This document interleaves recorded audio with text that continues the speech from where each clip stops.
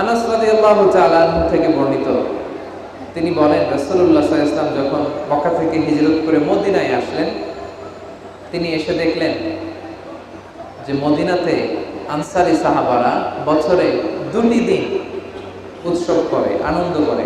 রাসূলুল্লাহ সাল্লাল্লাহু আলাইহি ওয়াসাল্লাম জিজ্ঞেস করলেন, মা হাদান আল ইয়াওমান, এটা আবার কোন দিন তোমরা আনন্দ উৎসব করো? সাহাবারা বলল, কুন্না নালআবু ফিল জাহিলিয়া, ইয়া রাসূলুল্লাহ আমরা জাহিলি যুগে এই 2 দিন খেলাধুলা করতাম, আনন্দ করতাম।